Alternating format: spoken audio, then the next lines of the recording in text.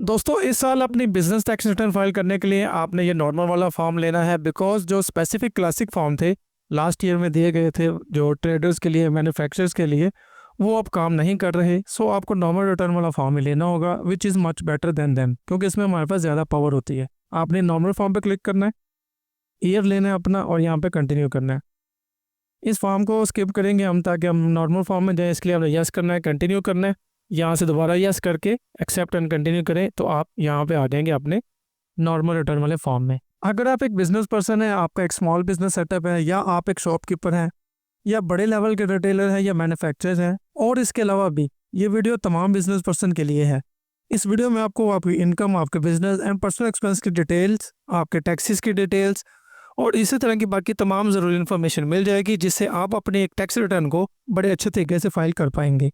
दोस्तों income tax return को detail से समझने के लिए एक कॉम्प्रिहेंसिव कोर्स आप अवेल कर सकते हो, जिसमें टैक्स रिटर्न की तमाम कैटेगरीज की छोटी से छोटी डिटेल भी डिस्कस की गई है। कोर्स का लिंक वीडियो के डिस्क्रिप्शन में मौजूद है, लाजमी चेक कीजिएगा। अस्सलाम वालेकुम and welcome to another video. तो अपने बिजनेस टैक्स रिटर्न फाइल शुरू करने के लिए आपने जाना है बिजनेस के टैब पे, और यहाँ पे आपने चले जाना है ये फर्स्ट हेडिंग पे। यहाँ पे आके सबसे ऊपर आपने ये जो ग्रॉस रेवेन्यू नजर आ रहा है, यहाँ पे आपने अपना टोटल टर्नओवर बताना है एक साल में जो आपने कमाया है। टर्नओवर में देख लीजिएगा सब कुछ शामिल होगा एक्सेप्ट सेल्स टैक्स और फेडरल एक्साइज ड्यूटी, ये आपने निकाल देना है। बाकी सारा जो टोटल आपका टर्नओवर होगा या जिसको ग्रॉस रेवेन्यू भी कहते हैं, वो यहाँ पे आपने लिखना है। मिसाल के तौर हम कह देते हैं 65 लाख, ये हमारी वैल्यू है, कैलकुलेट कर दिया ऊपर से इसको। अब आपने छोटे छोटे स्टेप को साथ साथ देखते जाना ताकि आप कोई चीज़ पॉइंट मिस ना कर दें, फिर बाद में आपको कमेंट में या मैसेज पे वेट करना पड़ता है भी आपको उसका आंसर मिले। उसके बाद ये आ जाती है नीचे सेलिंग एक्सपेंसेस।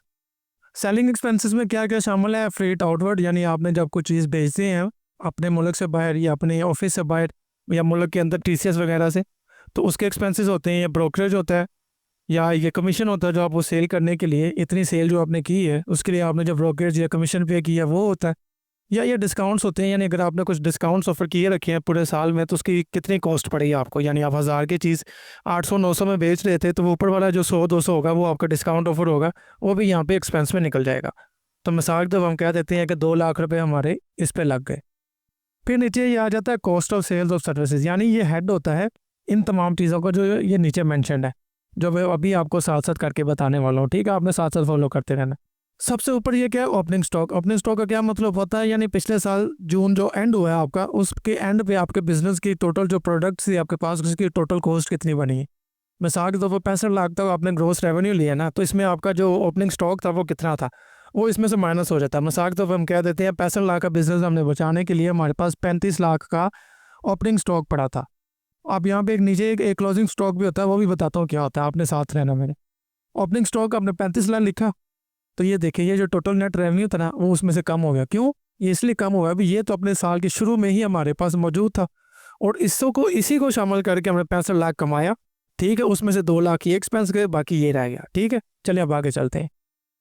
अब ये नेट परचेजेज है, यानी ये रेवेन्यू कमाने के लिए हमने एक साल में टोटल परचेजेज कितनी की, तो हम कह देते हैं 15 लाख की हमने परचेजेज की। आपकी जो ओरिजिनल वैल्यू होगी आपने हमेशा ट्रू वैल्यूज़ के साथ ही अपने रिटर्न को सबमिट करना है। अभी देखिए ये एंटर किया तो ये मज़ीद कम हो गया, यानी ये चीज़ें एक्सपेंस इसमें से निकलते जा रहे हैं आहिस्ता आहिस्ता। अब देखिए सैलरी वेजेस, अगर आपने एम्प्लॉई रखे हुए हैं तो एक साल को उनको कितना पे किया आपने वो आ जाएगा। फ्यूल की मद में कितना पे किया आपने एक साल में वो आ जाएगा नीचे। फिर उसके बाद पावर यानी इलेक्ट्रिसिटी, गैस, इसका कितना बिल आपका आएगा वो आपने वैल्यूज़ इन दोनों सेक्शन में लिखनी है। फिर आपका आ जाएगा स्टोर या स्पेयर्स वगैरह, उसके ऊपर आपका कितना खर्चा आया जो उसको मेंटेन करने के लिए आपने रखा हुआ था सब। मसा के तो हम क्या देते हैं 45,000 इस पर आया।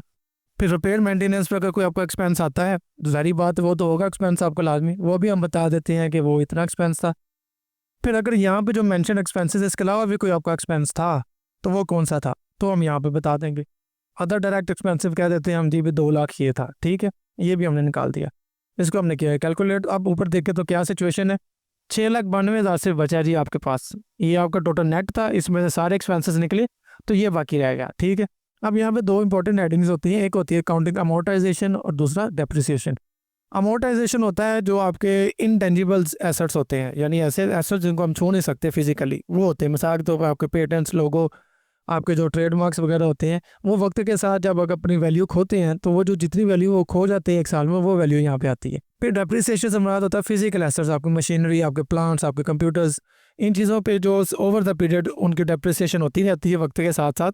क्योंकि जो चीज़ नहीं आज आपने 10 लाख की ली है और अगर वो कल को मिसाल तो उसके 5 साल उसकी टोटल लाइफ है तो उसकी जो डेप्रिसिएशन पर ईयर होगी वो 2 लाख रुपये होगी। ठीक हो गया ना, अब आपको समझ आ गई होगी, यहाँ पे वो चीज़ें आ गई। अब यहाँ पे क्लोजिंग स्टॉक आ जाएगा, यानी क्लोजिंग स्टॉक अब आपके पास साल एंड हो गया और अभी भी आपके पास क्लोजिंग स्टॉक कितना पड़ा है वो आप इसमें ऐड कर देंगे। मिसाल तो हमने लिखा 3 लाख का अभी भी पड़ा हुआ हमारे पास क्लोजिंग स्टॉक, ये देखें ये बढ़ गया हमारा। अब नेक्स्ट ईयर आपने क्या करना है, जब आप नेक्स्ट ईयर पे आएंगे तो ये जो आपका क्लोजिंग स्टॉक होगा ना तो नेक्स्ट ईयर अब आपका ये ओपनिंग स्टॉक बन जाएगा, क्योंकि ये आपके पास पड़ा हुआ ना साल एंड होने पर, और यही आपका नेक्स्ट ईयर जब साल ओपन होगा तो क्लोजिंग स्टॉक आपका क्या बन जाएगा, ओपनिंग स्टॉक। आई होप आपको इस चीज़ की समझ आ गई होगी। अब इसके अलावा आपके पास अगर आप कोई बिज़नेस इस तरह का करते हैं जिसमें आप प्रोफेशनल सर्विसेज देते हैं अपने मेन बिज़नेस के अलावा, ठीक है, तो फिर वो प्रोफेशनल सर्विसेज में आएगा। मिसाल के तौर पर आप किसी को कंसल्टेंसी देते हो या आप किसी के पास आपके पास कोई इस तरह के कंप्यूटर के आपका कारोबार है, आप लोगों के कंप्यूटर्स भी ठीक करते हो या उनको भी जाके मंगवा के देते हो, कोई भी इस तरह की प्रोफेशनल सर्विसेज होनी चाहिए, लोकल सर्विसेज नहीं आएगी। या तो फ्री फॉर टेक्निकल हो जैसे अभी मैंने टेक्निकल पॉइंट बताया, या प्रोफेशनल सर्विस हो तो उसकी कॉस्ट यहाँ पाएगी। मिसाल के तौर पर आप कहते हैं मैं 5 लाख वहाँ से मैंने चार्ज किया है तो ये वो आ जाएगी। अब इसके अलावा यहाँ पे एक अदर का भी आपको हेड नजर आएगा, इसमें वो वैल्यू आती है मिसाल के तौर पर जैसे कुछ स्क्रैप की सेल की है आपने वो आ जाएगा, बिजनेस एसेट्स को डिस्पोजल किया है लाइक मशीनरी वगैरह का वो आ जाएंगे, कोई लिक्विडेटेड हुई है आपकी डैमेजेस वो आपको मिले हैं तो उस पर आपका आ जाएगा। फिर कोई रिकवरी हुई है बैड डेबिट्स की, बैड डेबिट्स कहते हैं जो पैसा मरा हुआ था वो गेन हो गया आपको दोबारा से। फिर बिजनेस रिलेटेड कोई सब्सिडरीज होती हैं उनका आ सकता है, ऑनलाइन इनकम कोई आपको मिली है वो इसमें आ सकती है, कमीशन या कोई रेफरल इनकम हो सकती है अगर आपके बिजनेस में इस तरह की थी किसी से आपने कमीशन लिया है तो वो कमीशन का अमाउंट भी इसी हेड में आती है। तो अब आपको समझ आ गई होगी कि यहाँ पे अदर में आपने कौन सी चीज़ को एंटर करना है। ठीक है, जो आपके यहाँ पे रेलिवेंट नहीं होता वो यहाँ पे आप लिख सकते हो जैसे मैंने अभी आपको एक्सप्लेन किया। फिर ये मैनेजमेंट के एक्सपेंसेस होते हैं कुछ, यानी आपकी दुकान अगर जो आप कारोबार कर रहे हो वो रेंट की शॉप पे है तो रेंट की 1 साल का कितना आएगा। फिर कोई लोकल मार्केट टैक्सेस दिए हैं आपने, कोई आपने रेट्स वगैरह सारे लगे हैं आपके जो वहाँ की सिक्योरिटी के लिए वगैरह, इस तरह की जो चीज़ें होती हैं वो आपने कितना पे किया 1 साल का वो आ जाएगा। फिर ये नीचे आ जाता है salaries, wages, perquisites and benefits.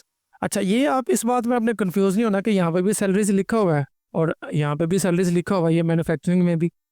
तो इसका डिफरेंस मैं शॉर्ट से आपको ये बता देता हूँ कि ये जो सैलरी वेजेस होता है ना ये होता है आपके फैक्ट्री वर्कर्स के लिए, फैक्ट्री वर्कशॉप टेक्नीशियंस के लिए, प्लांट शिफ्ट ऑपरेटर्स के लिए, जहाँ पे आपकी ये मैन्युफैक्चरिंग चल रही है या आप ये तैयार कर रहे हैं अपना माल वहाँ पे।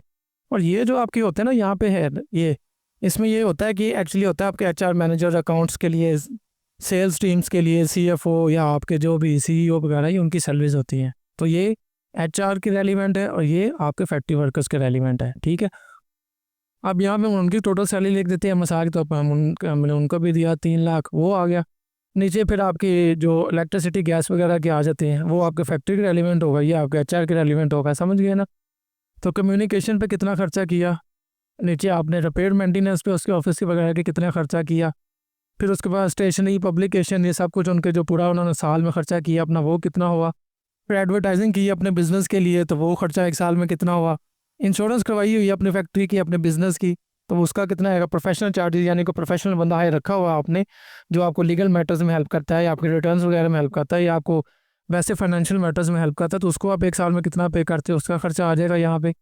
उसके बाद नीचे ये ब्रोकरेज कमीशन, ये प्रॉफिट ऑन डेट, ये पहले भी सेल्फ एक्सप्लेनेटरी चीज़ें हैं, मैं कई दफ़ा एक्सप्लेन कर चुका हूँ आपको, आई होप आपको याद होगा इन चीज़ों का। तो यहाँ पे इसके बाद देखिए अगर यहाँ पे कोई अलग ऐसी एक्सपेंस जो आपने किया होगा और वो यहाँ पे मेंशन नहीं है तो आपने उसको ये अदर इनडायरेक्ट एक्सपेंसेस में लिख देना है। मिसाल के ऊपर हम 1.5 लाख रुपए यहाँ पे लिख देते हैं। और इसके बाद यहाँ पे ये एक ऐड होता है इरिकवरेबल डेबिट रिटर्न ऑफ, यानी ऐसे कोई डेबिट बेचारे जो क्या कहते हैं हमने किसी को पैसा दिया और वो पैसा मार के आपका भाग गया तो वो आपका कितना खर्चा होगा 1 साल में वो ये होगा। ठीक है ना। फिर ऑब्सोलीट स्टॉक जो हो गया यानी स्टॉक ख़त्म हो गया, पड़ा ख़राब हो गया, उसकी अमाउंट यहाँ पे आ जाएगी। उसके बाद इंटेंजिबल्स को से लॉस करने पर जो आपके इंटेंजिबल्स थे उस पर आपको लॉस कितना हो गया वो आएगा। फिर नीचे ये देखें यहाँ पे भी वही अकाउंटिंग अमोर्टाइजेशन और डेप्रिसिएशन है, वो आपके फैक्ट्री, आपकी वर्कशॉप, उसके रेलिवेंट जितने थे वो, और ये आपके HR या आपके बिजनेस एडमिनिस्ट्रेटिव के रेलिवेंट जितनी आपकी प्रोडक्ट्स हैं, आपकी लीगल राइट्स हैं, या जैसे मैंने अमोर्टाइजेशन और डेप्रिसिएशन अभी एक्सप्लेन किया था वो सारी चीज़ें। ठीक है, वो यहाँ पे आ जाएगा। अब इस सबको हम यहाँ पे करेंगे कैलकुलेट। तो ये देख के जी हमारे पास यहाँ पे टोटल जो बना नेट प्रॉफिट वो बना 5,91,750। ठीक है, यानी अभी हम इतने खर्चे ज़्यादा निकल गए हैं, अभी हमारा जो इनकम बनी ना वो टैक्सेबल इनकम ही नहीं बनी। फिर भी हम देखते हैं जाके नीचे ये टैक्स चार्जेबल स्लैश पेमेंट्स में और नीचे कंप्यूटेशन पे है। तो ये देखिए जी, ये हमारा टोटल निकला जिस पे हमारा कोई टैक्स नहीं बन रहा। अगर बन रहा होगा नीचे तो आपने एडमिटेड टैक्स का चालान बना के उसको पे करना है। उसकी वीडियो भी मौजूद है, आप इसी चैनल पर देख सकते हैं वो चालान किस तरह से बनता है। अब ये हो गया आपके सारे बिजनेस एक्सपेंसेस। अब आपने नीचे अपने बैलेंस शीट को यहाँ पे बैलेंस करना होता है। वो क्या होती है? वो होती है अभी आपने ये बिजनेस जब स्टार्ट किया तो आपके पास कितना पैसा था, कितनी इक्विटीज थी आपकी यानी, और कितने एसेट्स थे आपके। मिसाल के तो हम कह देते हैं जब आपने ये काम शुरू किया था तो आपने कैश और वगैरह लिया था लोगों से या किसी से उठाया था पैसा, जो कुछ भी है इनमें किसी में भी आप ले सकते हैं। यानी आपका बिजनेस जिस मर्जी लेवल का, लैंड कितने की थी वो आएगी, बिल्डिंग कितने की थी वो आएगी, प्लांट मशीनरी कितने के लिए वो आएगी, एडवांसेस जो मार्केट से लिए वो कितने के लिए थे, सारे कैश में लिया था कितना था, इससे अलावा कुछ लिया था वो क्या था। ठीक है, ये वो चीज़ होती है। मैं जस्ट समझाने के लिए आपको यहाँ कर रहा हूँ, आप इसको यहाँ पे एक साथ देख सकते हैं। मिसाल तो हम कह देते हैं भाई हमने टोटल 50 लाख यहाँ पे लिया था, मार्केट से कह लें जैसे भी आपने, इन सब से मिलके एक पूरी वैल्यू आ गई। अब आपने यहाँ पे सेपरेट बतानी है, मैं यहाँ पे जो समझाने के लिए आपको एक वैल्यू दे रहा हूँ। और फिर नीचे बताना इक्विटीज़ क्या थी, यानी ये कैपिटल की सूरत में लिया था या आपने लोन की सूरत में लिया था या इसके अलावा कोई अदर लाइबिलिटी थी, इनके अलावा आपने किसी से लिया था पैसा, तो वो भी बताना था। मिसाल हम कह देते हैं हमने कैपिटल की सूरत में उठाया था, वो कैपिटल हम यहाँ पे करके इसको बैलेंस कर देंगे। इससे क्या होगा, ये हमारे बैलेंस शीट जो है बैलेंस हो जाएगी। ठीक हो गया। इस तरह से आपने अपने बिजनेस के जितने भी आपकी इनकम है, आपके एक्सपेंसेस हैं और आपकी बैलेंस शीट उसको बैलेंस करना होता है। अब इसके बाद अगर आपके कुछ अदर सोर्सेज भी हैं, आप बीइंग ये बिजनेस इंडिविजुअल हैं, आपके ज़्यादा यानी इसके अलावा भी कोई खर्चे हैं आपके, जैसे बबूल सर्टिफिकेट लिया हो आपने, रॉयल्टी किसी को पे की है, प्रॉफिट ऑन डेट आ रहा है आपको सेविंग अकाउंट्स के थ्रू, वो किस तरह से पे करेंगे। उसके अलावा आपने किसी को लोन दिया था जो वापस आना था, एडवांस दिया था जो वापस आया, डिपॉजिट करवाया था जो वापस आया, गिफ्ट रिसीव्ड हुआ इन कैश उसकी टोटल अमाउंट, और ये अदर रिसीट्स ऐसी है जो चीज़ यहाँ पर मेंशन नहीं है और आपके पास वो इनकम आई है छोटे मोटे किसी सोर्स से, तो वो यहाँ पे आ जाएगी। ग्राउंड रेंट मिला आपको किसी तरह से, तो वो सेपरेटली अगर आप बिजनेस इंडिविजुअल और बिजनेस के अलावा भी आपको कहीं से इनकम आ रही है तो अदर सोर्सेज में आप उसकी इनकम डिक्लेयर कर देंगे। मिसाल के तौर पर हम अदर में लिख देते हैं वे 3 लाख आपको यहाँ पे आया, तो अब जो हमारा इनकम थी जो अभी टैक्सेबल नहीं बन रही थी वो अब बन गई है टैक्सेबल। ठीक है, ये देखिए 8 लाख इतना बन गया, उसके ऊपर 43,000 हमें टैक्स पड़ गया जी। ठीक हो गया। अब नीचे ये टैक्स का चालान है, इसको प्रिपेयर PSID का बटन दबा के इसको पे करना है। इसकी वीडियो मैंने बताया, लिंक डिस्क्रिप्शन में मौजूद है, वो देख लीजिएगा ये किस तरह से बनता है। अब इसके अलावा आपके मज़ीद कुछ टैक्सेस होते हैं जो आपने एडजस्टेबल में पे करने होते हैं। कोई इंपोर्ट वगैरह आपने की है और जिस रेट पे आपने इंपोर्ट की है वो यहाँ पे आ जाएगी। फिर नीचे आपके ये गुड्स जो आपने परचेज़ की है मार्केट से और उसके ऊपर आपने जो टैक्स पे करते हैं, यानी जब भी गुड्स परचेज़ करते हैं तो वो आपको 4 पॉइंट या ये डिफरेंट रेट्स होते हैं डिफरेंट प्रोडक्ट्स के ऊपर। अब मुझे तो नहीं पता आप लोग किस किस्म के गुड्स आप इंपोर्ट करते हो या गुड्स सेल करते हो, परचेज़ करते हो, प्रोडक्ट लेते हो, डिफरेंट सिचुएशन में ये डिफरेंट होता है सारा। ठीक है, आपने अपने वो जो ऑफिशियल डॉक्यूमेंट मिलेगा आपको उसके ऊपर आपका टैक्स मेंशन होगा, उस साइड के सामने आपने इसको बताना है। फिर इस साल से इन्होंने एक नई चीज़ कर दी, यहाँ पे भी अगर आप अपनी गाड़ी को सेल करते हो या परचेज़ करते हो तो उसकी जो रजिस्ट्रेशन या सेल है वो इंजन सीसी के लिहाज से अलग अलग कर दिया उन्होंने। ये देखें, ये आ गई है सेल सारी। सेल जब आपने किया तो कौन सा किया, और फिर उसके बाद अगर आपने परचेज़ किया तो उसकी रजिस्ट्रेशन को जो जिस सीसी के लिहाज से होगी गाड़ी आपकी, उस सीसी के लिहाज से आप उसके सामने बताएंगे उसकी रजिस्ट्रेशन या सेल दोनों ही। फिर यहाँ पे नीचे एक बड़ा इंपॉर्टेंट ऐड होता है आपका ये कमर्शियल या इंडस्ट्रियल कंज्यूमर का, जो आप वापडा वगैरह के बिल्स के ऊपर इतना टैक्स पे करते हैं उसको यहाँ पे क्लेम कर सकते हो। आपके टेलीफोन्स का खर्चा बड़ा होता होगा वो होगा, आपके सेलफोन पे बड़ा होगा वो होगा यहाँ पे। और इनके अलावा जब आप, क्योंकि बैंकिंग ट्रांजैक्शंस काफ़ी सारी होती हैं तो बैंक पे जो कैश विड्रा होना होता है, ये देखें कैश विड्रा, इसके ऊपर भी आपको ये हेडिंग मिल जाएगी, जितने एक साल में आपका डिडक्ट हुआ है वो आपने यहाँ पे लिखना है। इसके लिए मैं बार बार कहता हूँ जब भी आप टैक्स रिटर्न फाइल करने बैठे तो आपने अपने बैंक से ना अपने एनुअल टैक्स स्टेटमेंट्स लाजमी लेनी होती है ताकि आप ये सारी वैल्यूज़ आसानी से लिख सकें। तो इसी तरह से यहाँ पे एक और इम्पोर्टेंट ऐड है भी, अगर आपने इस साल में कोई सेल परचेज़ की है अपनी तो प्रॉपर्टी की जो टैक्स डिडक्शन हुई है आपको परचेज़ करने पे या ट्रांसफ़र करने पे वो 236K में आएगी, उसकी वैल्यू यहाँ पे लिख दीजिएगा। फिर अगर 236C होता है जिसमें आप सेल लेते हैं और वो सेल डिफरेंट लिहाज से होती है, यानी 236A purchased within tax years, sold within tax years, और उसके अलावा ये होता है एक purchase prior to tax year, यानी अगर करंट ईयर से पहले आपने परचेज़ की थी तो वो यहाँ पे आएगा नीचे इसका टैक्स का डिडक्शन हुई होगी। और अगर आपने इसी साल में लिया है और इसी साल में उसको यानी परचेज़ आपने इसी साल में की है करंट जो अभी चल रहा है तो फिर इस साइड में आएगी। ठीक है, इसके बाद नीचे एक हेड होता है बड़ा इंपॉर्टेंट जो होता है 236 वाई का, यानी आप अपने क्रेडिट कार्ड से अपने डेबिट कार्ड से जो ऑनलाइन ट्रांजैक्शंस वगैरह करते हैं उसके ऊपर भी आपको 5% फाइलर के लिए और 10% नॉन फाइलर की टैक्स डिडक्शन होती है एक। अगर आपकी हुई होगी तो उसको भी आपने यहाँ पे समटाइम्स वो ऑटोमेटिक भी यहाँ पे आ जाती है, लेकिन नहीं है तो आपने खुद से यहाँ पे लिखनी होती है। फिर इसके अलावा एक और बड़ी कॉमन चीज़ होती है जो ज़्यादातर लोगों के पास होता है, वो होता है आपका प्राइस बॉन्ड। यानी अगर आपका प्राइस बॉन्ड निकला है और उसके ऊपर आपकी डिडक्शन हुई है तो उसको आप कैसे बताएंगे। उसके लिए आपने चलना है यहाँ पे फाइनल फिक्स्ड में, ऊपर आपने लिखना है यहाँ पे प्राइस बॉन्ड, वो जहाँ पे भी होगा हेड नीचे निकला पे आ रहा है प्राइस बॉन्ड, ये आ गया। देखिए इसके ऊपर क्लिक करें तो वो देखिए आपको सामने ले आएगा जितनी आपने प्राइस मनी जीती है उसके ऊपर जितना टैक्स डिडक्शन हुई है वो यहाँ पे लिख दें। तो यहाँ पे आपका जितना टैक्स डिडक्शन हुआ होगा वो आपने लिख देना है, और यहाँ पे जितने आपके इनाम जीते होंगे वो अमाउंट यहाँ पे आ जाएगी। अमूमन फाइलर के लिए 15% रेट है तो उस हिसाब से देख लीजिएगा आपका कितना बनता है, ठीक है। जैसे मिसाल के तौर पर यहाँ पे 5 लाख ये आ गया, उसके बाद जितना टैक्स डिडक्शन होगा वो आपने यहाँ पे लिख लेना है। वो अभी आपका 30% है या 15% भी है, वो आपको पता चल जाएगा जब आप उसको कैश करवाने जाएंगे। फाइनली एक चीज़ आपकी रह जाती है यहाँ पे, वो होती है आपकी एग्रीकल्चर इनकम। यानी अगर आप एग्रीकल्चर से भी आपका सोर्स है, एग्रीकल्चर से भी इनकम आपको इनकम मिल रही है तो आपने एग्रीकल्चर में जाना है।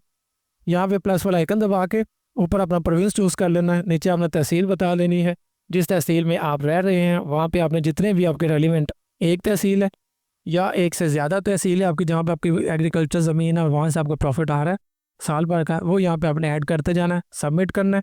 यहाँ पे आपने टोटल इनकम बता देनी है जितना आपने एग्रीकल्चर से लिया है, और एग्रीकल्चर के ऊपर अभी 2025-26 आ रहा है और इसके आने वाले सालों में भी इस पर भी टैक्स लग गया, ठीक है।